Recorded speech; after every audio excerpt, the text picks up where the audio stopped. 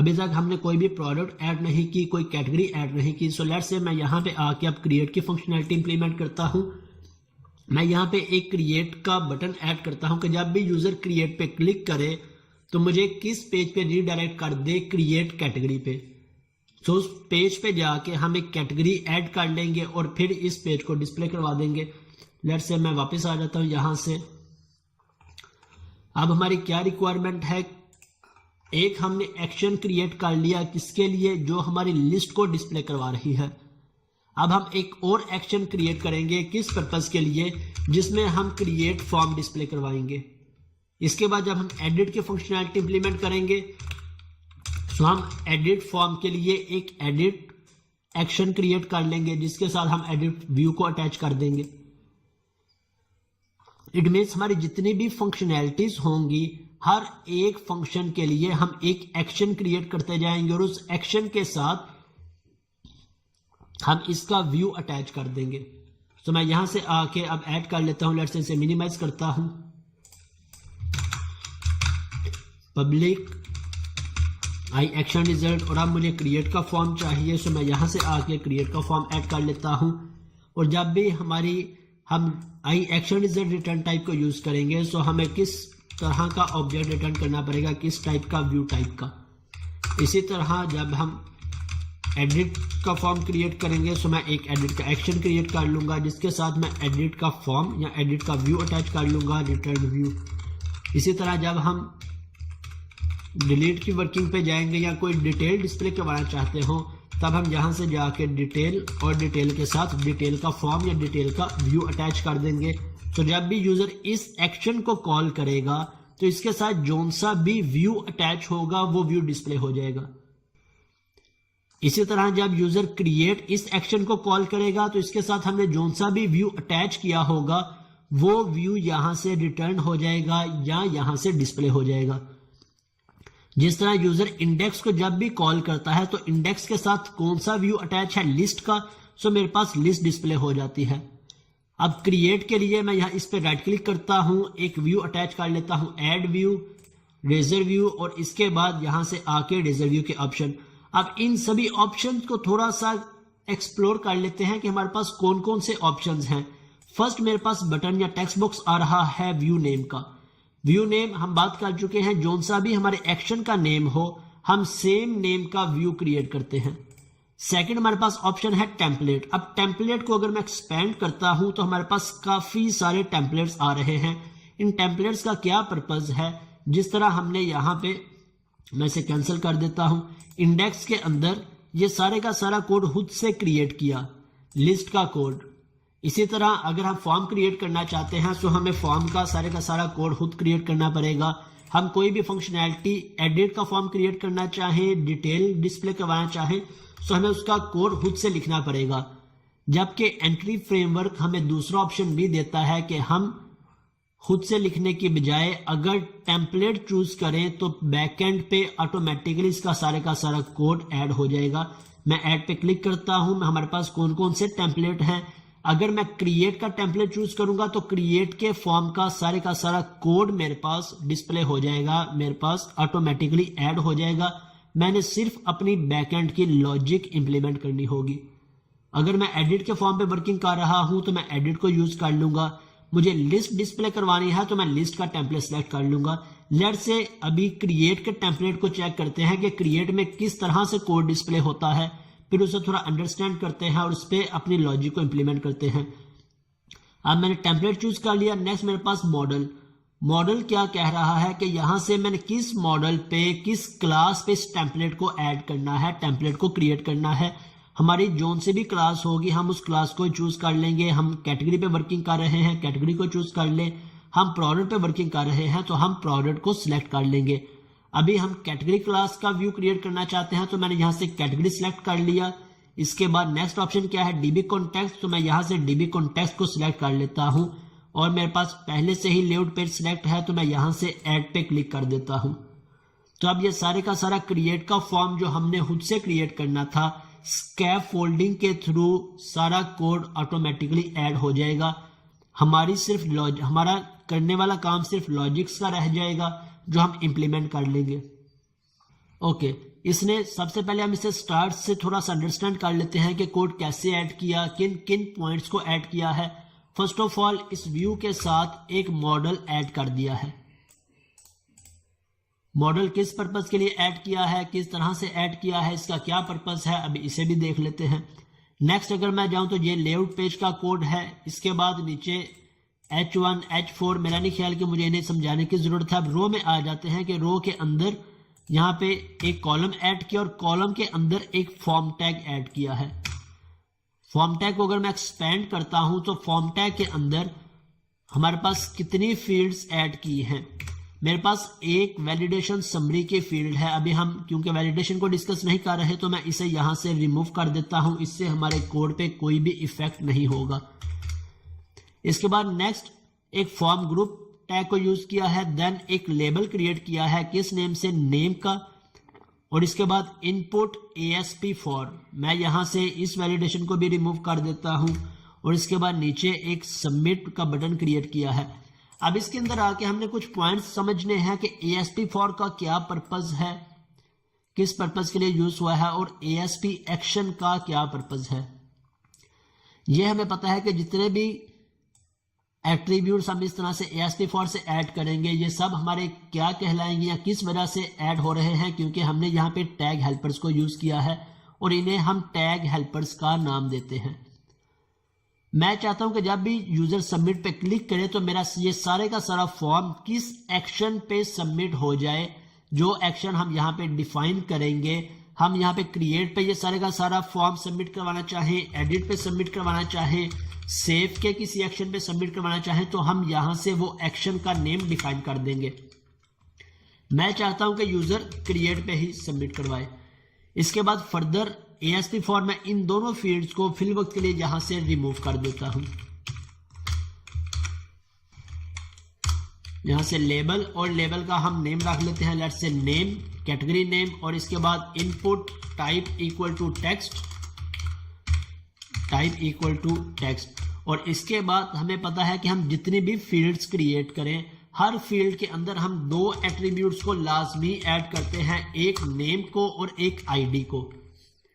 Name को हम किस पर्पस के लिए यूज करते हैं, आईडी को किस पर्पस के लिए यूज करते हैं। हमने जब भी अपना डाटा अपने इस व्यू से या क्लाइंट साइड से अपने सर्वर पे या कंट्रोलर पे सेंड करना हो तो वो डाटा किस तरह से बाइंड होता है, इस नेम प्रॉपर्टी से। और जब भी हमने इस फील्ड पे कोई भी वर्किंग jQuery में करनी हो, जावास्क्रिप्ट में करनी हो, तो हम इस फील्ड को किस तरह से एक्सेस करते हैं, आईडी के थ्रू। हम डिस्कस कर चुके हैं जावास्क्रिप्ट में भी और jQuery में भी कि आईडी के थ्रू हम किस तरह से इसे एक्सेस कर सकते हैं, इनकी फील्ड्स को चेंज कर सकते हैं।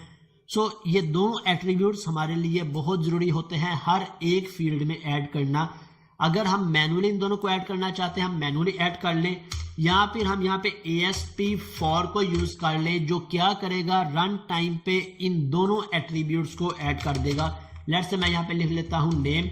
अब इसे रन करके देखते हैं कि क्या इसने हमारी आईडी और नेम एट्रीब्यूट्स को ऐड किया है या नहीं। इससे पहले मैं इसका लिंक ऐड कर लेता हूं कैटेगरी लिस्ट में, और यहां पे आके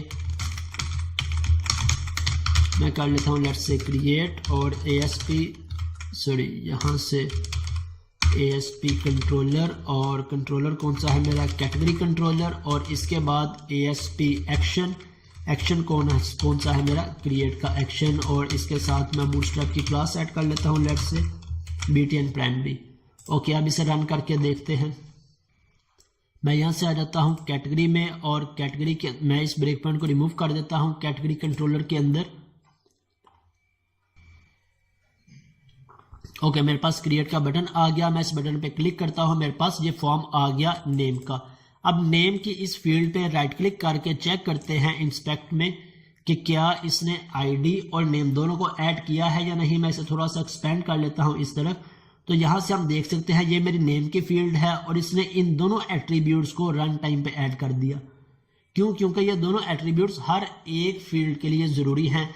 जब हम इसे jQuery में एक्सेस करेंगे तो हम इसे आईडी के थ्रू एक्सेस करेंगे, और जब इस डाटे को पास करेंगे यहां से अपने कंट्रोलर में, तो वो डाटा किसके थ्रू बाइंड होगा या पास होगा, इस नेम एट्रीब्यूट के थ्रू। अब इसे हम कंट्रोलर में किस तरह से एक्सेस कर सकते हैं, मैं यहां से क्रिएट, जब भी यूजर क्रिएट पे क्लिक करेगा मेरा ये डाटा कहां पे पास हो जाएगा, इस एक्शन में। सो मैं इस एक्शन में आ जाता हूं, यहां से इसका एक एक्शन डिफाइन कर लेता हूं,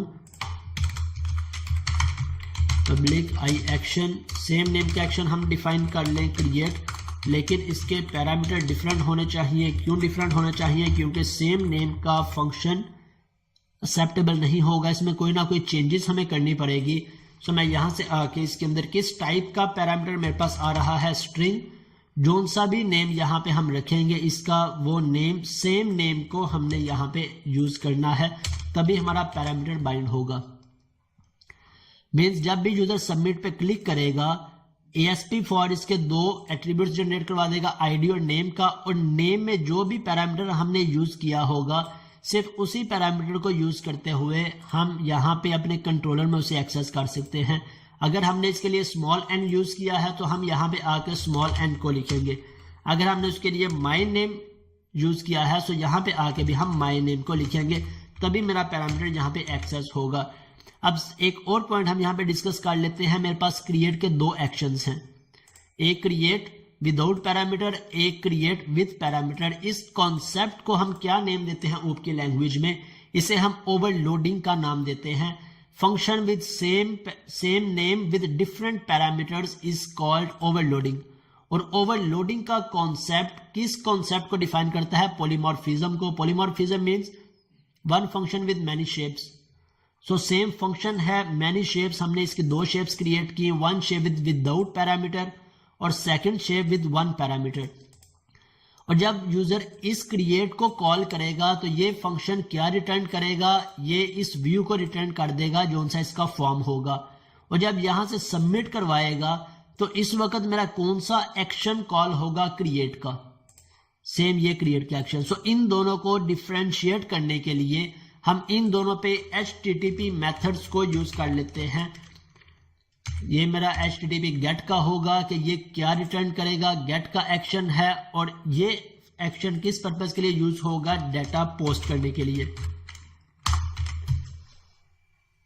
सो यहां से अगर मुझे डाटा गेट करना है तो ये फंक्शन कॉल होगा। अगर मैं डाटा पास कर रहा हूं तो यहां से इसे पता चल जाएगा HTTP पोस्ट का मेथड कौन सा है, जहां पे मेरे पास डाटा पोस्ट हो जाएगा। मैं इस पे क्लिक करता हूं, एक ब्रेक पॉइंट लगाता हूं, और अब लेट्स से चेक करते हैं कि क्या मेरा नेम यहाँ पे प्रॉपर बाइंड हो रहा है या नहीं।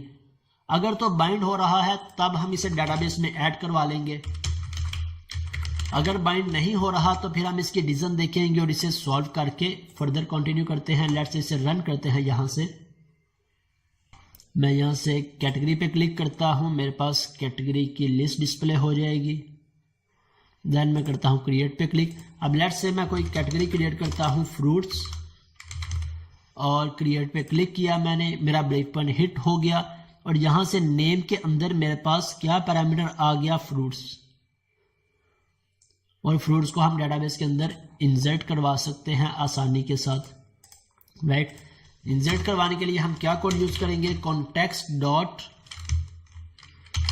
Category dot add. अब यहाँ पे हमने कैटेगरी का ऑब्जेक्ट कॉल करना है, सॉरी कैटेगरी का ऑब्जेक्ट क्रिएट करना है।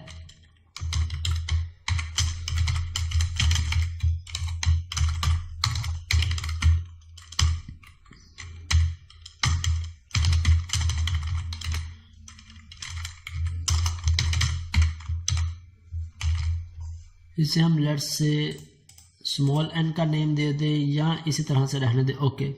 और ये ऑब्जेक्ट मैं पास करवा देता हूं अपने इस पैरामीटर के अंदर, और सेव चेंजेस क्या करेगा? इसे डेटाबेस के अंदर ऐड करवा देगा। लेकिन यहाँ पे मेरे पास एक छोटा सा एरर आएगा। एरर किस चीज़ का आएगा? जिसे हम प्रीवियस एंटी फ्रेमवर्क के सेशन में डिस्कस कर चुके हैं कि जब भी मेरा ये मॉडल क्रिएट होगा तो by default category ID as an auto increment set होगी। ऑटो इंक्रीमेंट मीन्स ये बाय डिफॉल्ट सेट होगी identity column. So identity column जब भी सेट हो तो हमें यहां से IDs पास करने की जरूरत नहीं पड़ती। अगर मैं यहां से ID पास करूंगा तो मेरे पास एरर आ जाएगा। सो मैं यहां से इसे रिमूव कर देता हूं। अब लेट्स से चेक करते हैं कि क्या मेरे पास कैटेगरी क्रिएट होती है या नहीं। जब मेरे पास कैटेगरी सक्सेसफुली क्रिएट हो जाएगी तो मैं इसे यहाँ पे रिटर्न करवा दूंगा, क्या रिटर्न व्यू रिटर्न करवा दूंगा, सेम व्यू, या फिर यहाँ से इसे रीडायरेक्ट करवाना चाहूँ किसी और पेज पे, किसी और एक्शन पे, तो मैं रीडायरेक्ट भी करवा सकता हूँ। मैं लेट्स से अब यहाँ से आके इसे कमेंट कर देता हूँ, क्योंकि अब मैं खुद से क्रिएट करने जा रहा हूँ सभी कैटेगरीज को, और ये कैटेगरी क्रिएट होने के बाद मैं यहाँ से इसे फिल वक्त के लिए व्यू ही रिटर्न करवा देता हूँ। इसके बाद हम इसे रीडायरेक्ट करवाते हैं दूसरे पेज पे।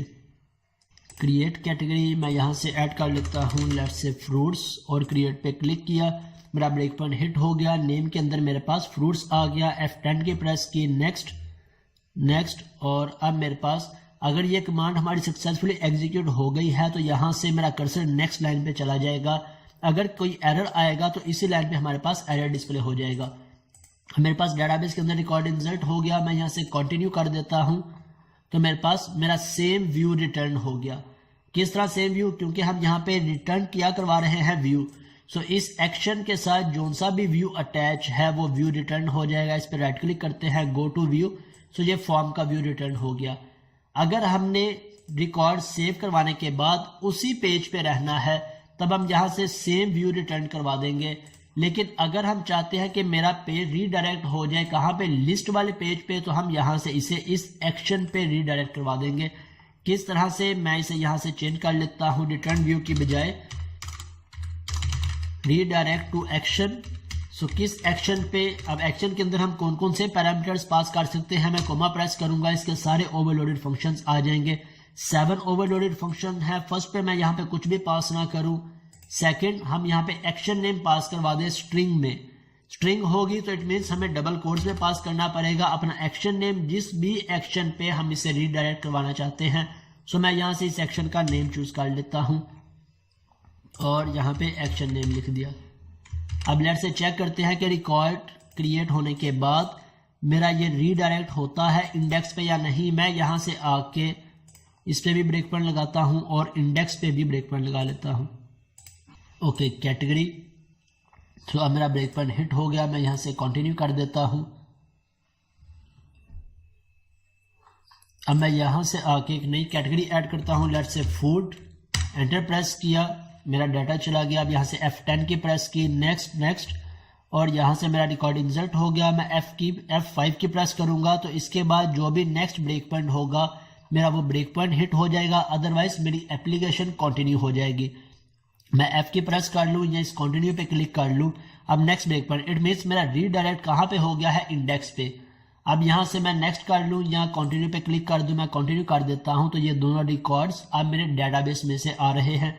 मैं यहाँ से आके इन दोनों ब्रेक पॉइंट्स को रिमूव करता हूँ और अब इस रिकॉर्ड को इंसर्ट करवा के देखते हैं क्रिएट, और यहाँ से मैं ऐड करता हूँ बेवरेजेस।